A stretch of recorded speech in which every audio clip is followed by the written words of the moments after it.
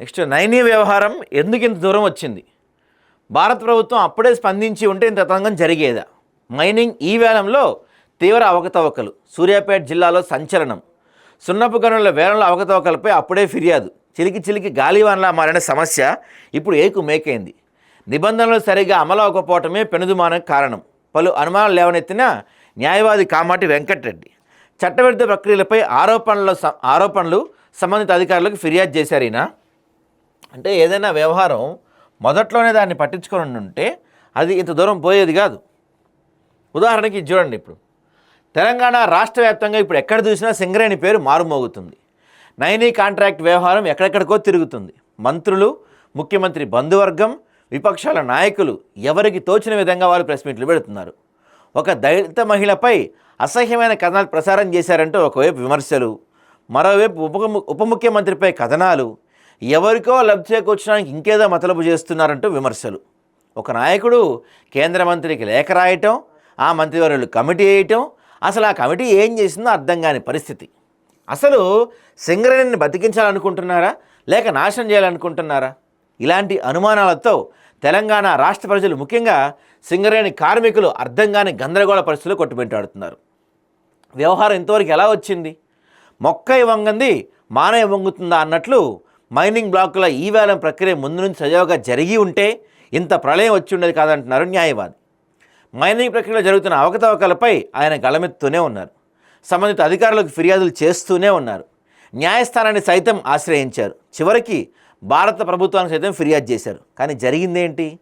తెలంగాణ నేలలోని ఖనిజ సంపదను అడ్డగోలుగా కొల్లగొడుతున్న వారిని అడ్డుకునేవారు లేకపోవడం దురదృష్టకరం.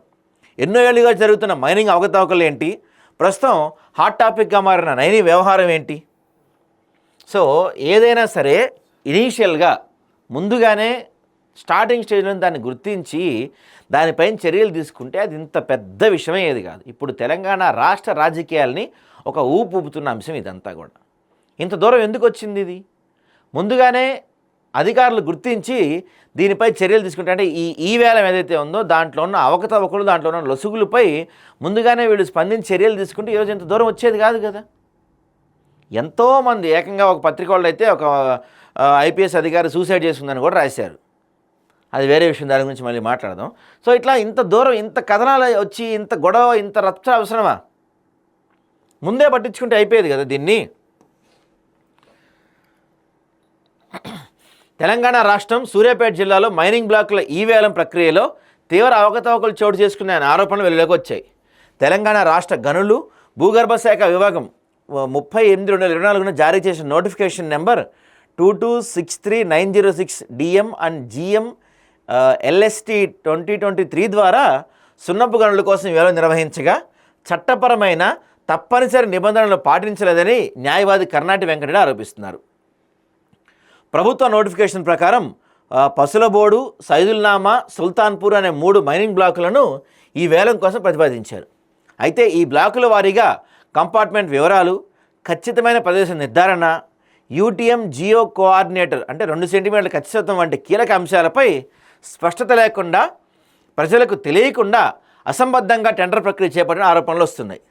ఖనిజ వేల నిబంధనలు 2015 గనులు అండ్ ఖనిజాల చట్టం 1957 ప్రకారం మైనింగ్ బ్లాకుల సరిహద్దులను DGPSA సర్వే ద్వారా నిర్ధారించి రేఖాంశాలతో కూడిన వివరాలను టెండర్ నోటిఫికేషన్లో పొందుపరచాల్సి ఉంటుంది. అయితే ఈ నిబంధనలు ఉల్లంఘిస్తూ ఈవేళ నోటిఫికేషన్ జారీ చేయబడిందని స్పష్టంగా తెలుస్తుంది. ఈ అంశంపై ఫిర్యాదుదారుడు WP పిల్ నెంబర్ 21/2024ను తెలంగాణ హైకోర్టులో దాఖలు చేయగా సంబంధిత ప్రతివాదులకు అవకాశం కల్పించి నిర్ణయం తీసుకోవాలని గనులు మరియు భూగర్భ శాస్త్ర సంచాలకుడిని కోర్టు ఆదేశించింది. అయినప్పటికీ ఇప్పటివరకు ఆదేశాలపై ఎలాంటి చర్యలు చేపట్టలేదు. ఇదే సమయంలో 1100 ఎకరాల రిజర్వ్ ఫారెస్ట్ భూమిలో ఉన్న మైనింగ్ బ్లాకులను ఖచ్చితమైన సరిహద్దు వేల నిర్వహిస్తున్న సందర్భంలో సంబంధిత విషయాలను పబ్లిక్ డొమైన్లో ఉంచకుండానే బిడ్లు విచేతులకు కేటాయించారనే ఆరోపణలు కూడా ఉన్నాయి. 22/11/2024న సైదుల్నామా బ్లాక్ను డెక్కన్ సిమెంట్ లిమిటెడ్కు, సుల్తాన్పూర్ బ్లాకులను NCL ఇండస్ట్రీ లిమిటెడ్కు వేలంలో కేటాయించని ప్రభుత్వం ప్రకటించింది. డెక్కన్ సిమెంట్స్ అలాగే NCL ఇండస్ట్రీస్ సంస్థలపై ఇప్పటికే రిజర్వ్ ఫారెస్ట్ ప్రాంతాల్లో అక్రమ మైనింగ్, పర్యావరణ ఉల్లంఘనలకు సంబంధించిన కేసులు అప్పటికే తెలంగాణ హైకోర్టులో పెండింగ్లో ఉంటాయని ఆయన పేర్కొన్నారు. మరోవైపు పసుపుల బోర్డు రిజర్వ్ ఫారెస్ట్ బ్లాక్ను 18/11/2024 రద్దు చేశారు. ఇదిలా ఉండగా కంచగచ్చిబౌలి అటవీ ప్రాంతానికి సంబంధించిన కేసులో సుప్రీంకోర్టు 4/3/2025 కీలక ఆదేశాలు జారీ చేసింది. అటవీ ప్రాంతాలకు సంబంధించిన నిపుణుల కమిటీని ఏర్పాటు చేసి 6 నెలల్లోపు నివేదికలు సమర్పించాలని రాష్ట్ర ప్రభుత్వాలకు ఆదేశించింది. ఈ ఆదేశాలను ప్రస్తావిస్తూ తెలంగాణ మైనింగ్ ఈవేలం ప్రక్రియ కూడా సమగ్ర విచారణ జరిపి తదుపరి నష్టాన్ని నివారించేందుకు తక్షణమే చర్యలు తీసుకోవాలని ఆయన భారతదేశ అత్యున్నత న్యాయస్థానం సుప్రీంకోర్టు సిఈసి కమిటీని కోరుతున్నారు. ఈ వ్యవహారంపై ఇప్పటికే PMOPG/E/2024 నెంబర్తో కేంద్రానికి ఫిర్యాదు చేసినప్పటికీ ఇప్పటివరకు ఎలాంటి చర్యలు తీసుకోవాలని ఆయన ఆవేదన వ్యక్తం చేస్తున్నారు. అయితే 2024 సంవత్సరం ఆగస్టు నెలలో తెలంగాణ రాష్ట్ర ప్రభుత్వం తెలంగాణలో మొట్టమొదటిసారిగా సూర్యాపేట జిల్లా హుజూర్నగర్ నియోజకవర్గంలోని సుల్తాన్పూర్, సైదుల్నామా, పసుపుల బోర్డు రిజర్వ్డ్ ఫారెస్ట్ భూముల్లో ఫారెస్ట్ డిపార్ట్మెంట్ ఎన్ఓసీ లేకుండా జరిగిన సున్నపు గనుల వేలంలో జరిగిన అవకతవకలపై, అక్రమాలపై తన ఫిర్యాదుపై భారత ప్రభుత్వం గనుల మంత్రిత్వ శాఖ అప్పుడే సక్రమంగా స్పందించి ఉంటే ఈరోజు నైనీ బొగ్గనుల వివాదం వచ్చేది కాదని ఆయన ఆవేదన వ్యక్తం చేస్తున్నారు.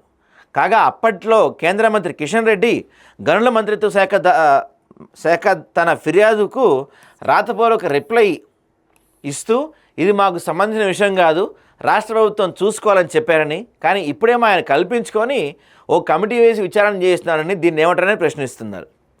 కేంద్ర రాష్ట్ర ప్రభుత్వ అధికారులు పట్టించుకోకపోవడంతో ఆయన భారతదేశ సుప్రీంకోర్టు నిర్మాణం చేయబడిన central empowered court and experts committee అంటారు, వారి ముందు ఫిర్యాదు చేయడం జరిగింది. దీనిపై త్వరలోనే విచారణ జరగబోతుంది. సమాచార కమిషనర్ జోక్యంతో ఆ బ్లాకులకు సంబంధించిన సమాచారం ఆప్షన్ ప్రక్రియ అయిపోయిన తర్వాత దానికి సంబంధించిన సమాచారం 8 నెలల తర్వాత వచ్చింది. ఎవరైతే రిజర్వ్ ఫారెస్ట్లో అక్రమైనింగ్ ఆరోపణలు ఎదుర్కొంటున్నారో వారికే గనులు వచ్చాయి. ఈరోజు ఆ వేలం ప్రక్రియ పూర్తయిన తర్వాత ఇప్పుడు తెలంగాణ రాష్ట్రంలోని మేజర్ మినరల్ ఈ ఆక్షన్ 3వ విడత ప్రక్రియ నడుస్తుంది. మైనింగ్ మినరల్ ఈ ఆక్షన్ 4వ విడత ప్రక్రియ నడుస్తుంది. మైనింగ్ మినరల్ ఈ ఆక్షన్ ప్రక్రియలో అయితే కేంద్ర ప్రభుత్వం జారీ చేసిన రూల్స్ సక్రమంగా పాటిస్తున్నారని ఆయన పేర్కొన్నారు. పిన్ టు పిన్ ఫిర్యాదుల ప్రక్రియ ఎలా కొనసాగింది, కోర్టులు ఏం చెప్పింది, కేంద్ర ప్రభుత్వం ఎలాంటి మార్గదర్శకాలు సూచించింది, ఫిర్యాదుదారుడికి ఏమని జవాబు ఇచ్చింది, చేతులు కాలేక ఆకులు పట్టుకున్నట్టు రాష్ట్ర ప్రభుత్వం ఎలా స్పందించింది, రైట్ టు ఇన్ఫర్మేషన్ ప్రాసెస్లో ఎంత సమయానికి జవాబు ఇచ్చింది, ఇలాంటి మరిన్ని విస్తృతమైన నిజాలు మీ ముందుకు తీసుకురాబోతుంది ఆదాబ్ హైదరాబాద్ ద్వారా.